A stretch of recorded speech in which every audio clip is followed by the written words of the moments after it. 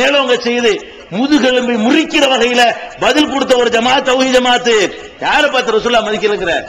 எங்களுக்கு ரசூலுல்லாஹ் மதிப்பியா?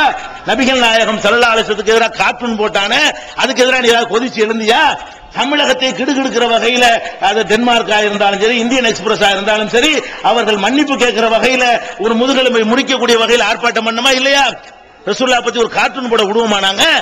அப்ப நபிகள் நாயகம் ஸல்லல்லாஹு அலைஹி வஸல்லத்தை கண்ணியப்படுத்துறது என்பது வேறு, இந்த ஷியா கொள்கையை கொண்டாந்து இஸ்லாங்கிற பேர்ல திணிக்கிறது என்பது வேறு. இதுக்காக வேண்டிதான் இதெல்லாம் வேணாங்கிறோம். பாத்தியா இல்ல, கட்டம் இல்ல, எதுக்கு சொல்றோம்? இதெல்லாம் ஷியா உண்டாக்கணும், நம்மள்ட்ட கிடையாது. இதெல்லாம் ஷாஃபி இமாம் சொல்லல, இதெல்லாம் ஹனபி இமாம் சொல்லல, இதெல்லாம் ஷியாக்காரங்க நம்ம நாட்டு முஸ்லிம் மன்னர்கள் ஆட்சி பண்ணும் பொழுது இதெல்லாம் திணிச்சு விட்டு போயிட்டாங்க. அந்த பாரம்பரியத்தில் வந்து அஜர்த்துமார்கள் விளங்காம அந்த காலத்துல எழுதி வச்சானா சொல்லிட்டு தெரியுறாங்க. வேற ஒண்ணும் கிடையாது. இந்த அசல்துமார்களுக்கு சொந்த புத்தியும் கிடையாது, சொல் புத்தியும் கிடையாது, கிதாபுகளையும் பார்க்கறது கிடையாது. எதை நீங்கள் ஊர் மக்கள் எதை சொல்லிக் கொடுக்குறீங்களோ அதை அவர் விளக்கமா சொல்லுவார், அவ்வளவுதான். நீங்க ஓதுனா ஓதுவாரு, நிறுத்துனா நிறுத்துவாரு, மெம்பர்ல ஏறும் சட்டை பிடிச்சிருந்தா உட்கார்ந்துருவாரு. இதுதான் இமாமு. இவர் எந்த காலத்துல நன்மை ஏவி இருக்கிறாரு, எந்த காலத்துல தீமையை தடுத்திருக்கிறாரு. இன்னும் சொல்வதாக இருந்தால் ஒரு உதாரணத்துக்கு நான் ஒண்ணு சொல்றேன். நாங்க இப்ப மாத்திட்டாங்க. நாங்கெல்லாம் சின்ன பிள்ளையா இருக்கும்போது விளையாட்டு தொழில் தொண்டில தான். பல ஊர்கள் இன்னும் இருக்குது. எங்க ஊர்ல மாத்தி விட்டாங்க. அதுல குத்துபா படிப்பாங்க. குத்துபாங்கிறது அரபில ஒரு கிதாப் வச்சுக்கிட்டு அரபில் எழுதி வச்சிருப்பாங்க. இது ரபியுல் அவ்வல் 1வது குத்துபா, ரபியுல் அவ்வல் மாசம் 2வது குத்துபான்னு தலைப்பு போட்டிருப்பாங்க. அதைத்தான் படிப்பாங்க அரபில. அப்படி வாசிக்கிறது. அதுல என்ன வரும் தெரியுமா? ஒரு குத்துபாவிலையும் அல்லாஹும்ம ஐயிது சுல்தான் ஹாதர் ஜமான், அதுல வரும் இந்த எங்கள் காலத்தில் இருக்கிற அந்த ராஜாவை அவருடைய ஆட்சியை வலுப்படுத்துவாயாக. இது ராஜாக்கள்லாம் போய் மூத்தா போய் மக்கி மண்ணா போயிட்டானுவோ. அந்த கிதாப் எழுதி வச்சுக்கிட்டு அல்லாஹும்ம ஐயிது சுல்தான் ஹாதர் ஜமான், மன்மோகன் சிங் தான் அது பொருந்தும். இப்ப வாஜ்பாய் ஆட்சியில இருந்தா வாஜ்பாய்க்கு பொருந்தும்.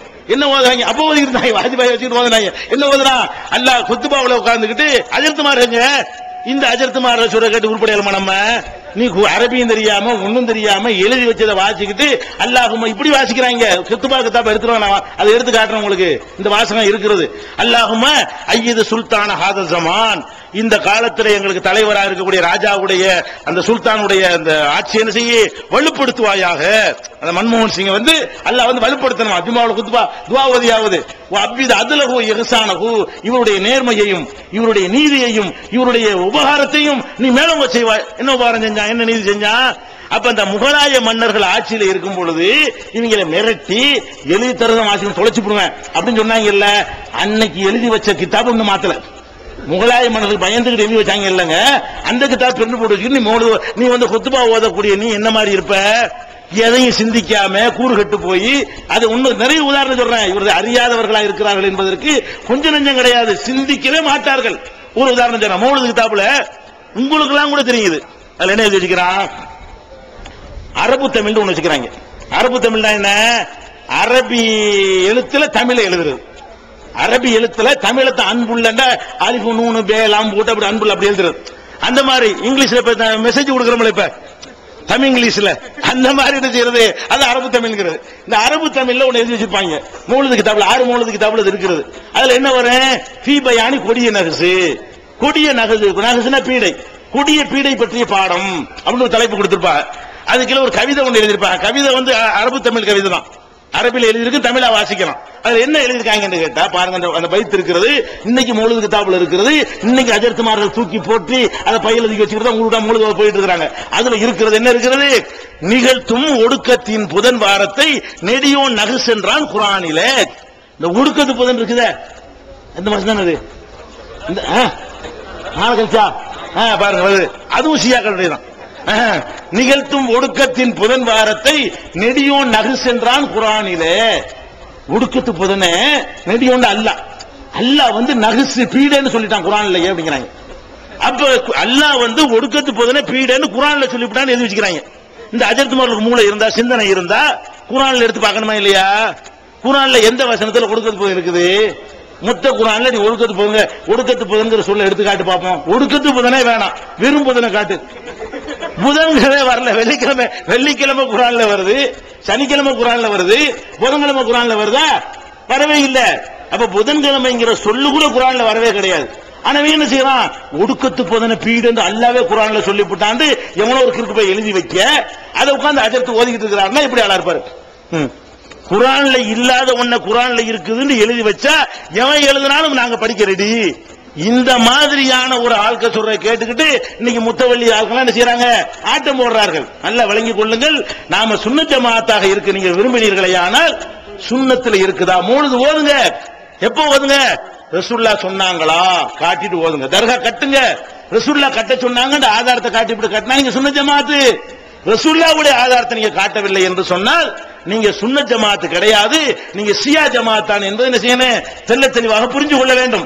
அப்ப நிறைய இந்த ஷியா அந்த டாபிக்ல போனா அனைத்துமே நீங்க பாத்துக்கலாம். தாயத்தா இருந்தாலும் சரி, தட்டா இருந்தாலும் சரி, தகடா இருந்தாலும் சரி, ஃப்ரேம் பண்ணி மாற்றதா இருந்தாலும் சரி, எந்த ஒரு விஷயத்தை எடுத்துக்கொண்டாலும் அனைத்துமே சுன்னத் ஜமாத்தில் இல்லாத விஷயம், அனைத்துமே ஷியாக்களால் உண்டாக்கப்பட்ட ஒரு விஷயம் என்பதை என்ன செய்யணும், நீங்க புரிந்து கொள்ள வேண்டும். அடுத்து என்ன, இந்த மதுஹப், மதுஹப்னு ஊர்ல இருக்கா, ஷாபி மதுஹப், ஹனபி மதுஹப், மாலிகி மதுஹப். மதுஹப்னா என்ன? இந்த மதுஹப்புக்கு இமாமுக்கு சம்பந்தம் இருக்குதா? கிடையாது. இந்த இமாம்ங்கிற மேட்டரை உண்டாக்குனவனே யாரு? ஷியா தான். 12 இமாமும் உண்டாக்கணும்.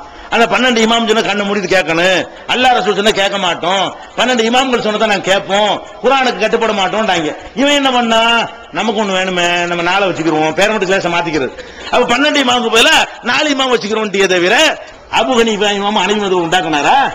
ஹனபி மதுஹப் நீ சொல்றியப்பா, இந்த மதுஹப் ஹனபி இமாம் உண்டாக்குனாரா? கிடையாது. இன்னும் சொல்ல போனா உங்க ஊர்ல ஹனபியா இருக்கிறதுனால உங்களுக்கு ஒரு உண்மையை நான் சொல்றேன். என்ன உண்மை? ஹனபி மதுஹப்ங்கறாங்கல்ல, ஒரு ஆளு பேர்ல என் பேர்ல ஒரு மதுஹப் இருந்தா நான் ஏதாவது புத்தகம் எழுதி வச்சிருக்கணும்ல, அதை வச்சுதானே என் மதுஹப் உண்டாக முடியும். நீங்க உங்க பேர்ல ஒரு மதுஹப் போறாங்க, என்ன செய்யணும், நீங்க ஏதாவது எழுதி வச்சுட்டு போயிருக்கணும்.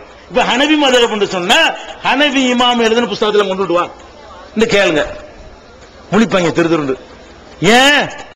ஈகத்துவம் ஓரிரை கொள்கையை விளக்கும் ஒப்பற்ற மாத இதழ் PJ MA சுலைமான், ஷம்சுல்லுஹா, சைஃபுல்லா ஹாஜா, இன்னும் பல சிறந்த அறிஞர்களின் ஹனபி இமாம் எழுதின புத்தகம் இல்ல உலகத்துல அப்படின்னு நான் சொல்லல. ஜமாஅத்துல் உலமாவுடைய மாநில செயலாளராக இருந்த, ரஹ்மத் பத்திரிகையுடைய ஆசிரியராக இருந்த மரியாதைக்குரிய கலீல் ரஹ்மான் ரியாஜி அவர்கள் அந்த பத்திரிகையுடைய ஆசிரியராக இருக்கும் போது ரஹ்மத்துல ஒரு கேள்வி கேட்கிறாங்க. அநேகமா 87 88 இருக்கும் அந்த ஆண்டு. அந்த காப்பி நாமல் இருக்கிறது. 87 88 ஒரு கேள்வி கேட்கிறாங்க. ஹனபி இமாமுடைய நூல்கள் என்னென்ன இருக்கின்றன அந்த ஒருத்தர் கேள்வி கேட்கிறாரு. அதுக்கு ஒரு பதில் சொல்றாரு, அபு ஹனீஃபா நிறைய கிதாப் எழுதுனாங்க, அவங்க எதிரிகள் எல்லாம் அழிச்சு விட்டாங்க, இப்ப அபு ஹனீஃபா இமாம் எழுதின கிதாப் ஒண்ணு கூட கிடையாது. யார் எழுதுறா? ஹனபி மதுஹபுடைய ஒரு அறிஞருங்க, ஹனபி மதுஹபுடைய ஜமாஅத்துல் உலமாவுடைய ஒரு தலைவர் சொல்றாரு, அபு ஹனீஃபா எழுதின கிதாபு உலகத்துல இல்ல. அப்ப அபு ஹனீஃபா எழுதின கிதாபு உலகத்துல இல்லன்னா அப்ப ஹனபி மதுஹப் என்ன? அவர் என்ன கிதாபே இல்லன்னா அவர் என்ன சொன்னார் உனக்கு எப்படி தெரியும்? அப்ப அபு ஹனீஃபா எழுதின கிதாபு இல்லங்கிறது தான் உண்மையான விஷயம். ஹனபிங்கிற பெயரை பயன்படுத்தி கொண்டு இவங்களா இஷ்டத்துக்கு சில சட்டங்களை முகலாய மன்னர்களுடைய வசதி போல எழுதி வைத்துக் கொண்டு அதை என்ன செய்யறாங்க, மதுஹப்ங்கறாங்க. புரியுதா உங்களுக்கு? எந்த அளவுக்கு கேட்டா உதாரணத்துக்கு எடுத்துக்கிறீங்களேன், அதுல வருது ஹனபி மதுஹப் கிதாபுல வருது, உல் ஹலீஃபத்துல் ஆயுஹத்து, ஜனாதிபதியா இருக்கிறார்ல, ஜனாதிபதி ஏதாவது தப்பு செஞ்சிட்டாருன்னா அவருக்கு ஹத்து தண்டனை கிடையாது.